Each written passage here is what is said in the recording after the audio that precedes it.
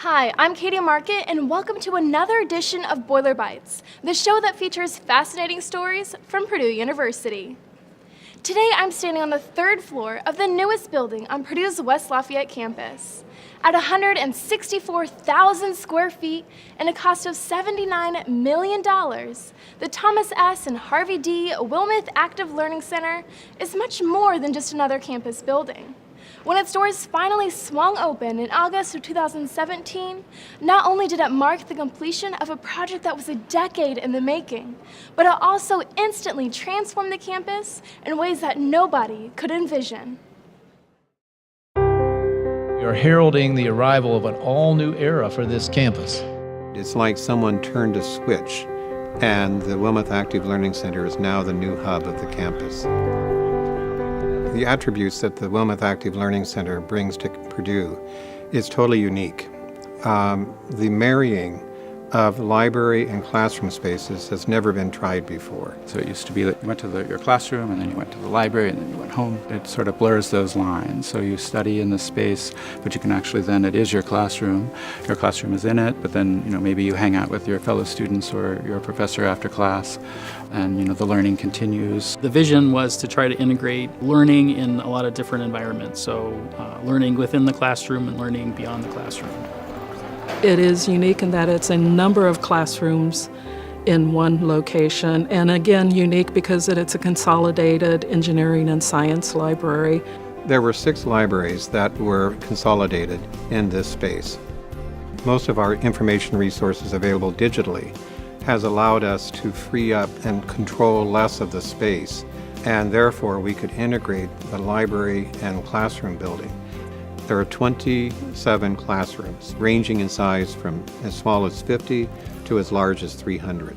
Now, the important part to remember this is that each one of these rooms is designed to be active learning. The active learning classrooms are designed for students to be able to move around in the classroom. Students are all engaged in some sort of action, right? They're not sort of sitting passively listening to a lecture. 5 minutes, the instructor's talking, giving directions or introducing a concept, and they can turn around, form a small group, talk about it, discuss. This gives them an opportunity to engage with their fellow students and learn from their fellow students as well. Students can learn more when they're sort of more engaged in the learning process. I think active learning actually prepares students better for the work and the kinds of things that they are going to want to be doing after they leave the university. This building with the 27 classrooms has really enabled a lot more people to do this kind of work. Faculty have said that it has enabled them to teach in ways they've been wanting to for a long time. Students have affirmed how much they appreciate and value the active, the collaborative, the project-based learning that this space is so well suited to. So the building is located on the site of the old power plant. It was built in 1924. It was an iconic building. It sat in the middle of campus, but the power plant was decommissioned in the late 80s and sat derelict almost for 30 years. And when I went to the provost 12 years ago and pointed out the window towards the old power plant and said, that's where we need to build a combined science engineering library right in the center of campus, she said, a classroom building has to go there. And I said, okay, classroom library building. We started planning, I believe it was in 2012. We brought in a consultant to work with us. She was an anthropologist. She brought anthropological methodologies to assess what students wanted or what they needed in the spaces. We tried to get a lot of input from students about what was important to them. Natural light, that's representative of one of the areas that they said we want. We want to be able to see outside. We want to see that we're at Purdue. The other thing that they said was, we want to see books. Even in the electronic age, they still enjoy feeling like they're surrounded by knowledge. We've tried to think about all the different ways that students work with each other or work by themselves. In the reading room, we have sort of a formal place for students that want to focus and not have a lot of distractions. You can experience the beauty of this reading room as well as being outside of it because you can look down into it. It's a unique building also in that we have this cafe in the first level. Obo Pan has a wonderful reputation for serving good, wholesome food, and it's a big success.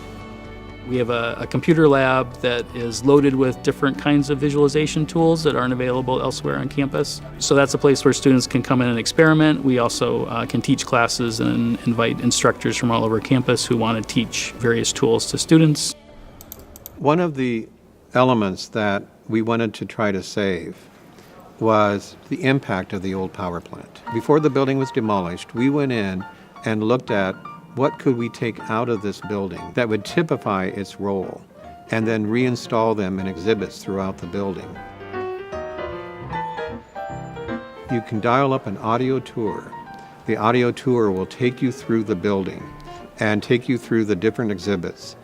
And so our goal was, not only are the students participating in active learning, anyone who comes into this building, they can become an active participant in learning. One mural that's by the grand staircase is a map of the campus from about the time period that the Wilmeths were here on campus. The building is named after two brothers, Thomas and Harvey Wilmeth. Thomas graduated from Purdue in 1935. Harvey graduated in 1940.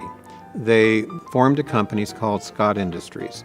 Since the 1940s, it has been growing and growing, and has become very successful. Their Purdue education was essential in providing the foundation for their later work.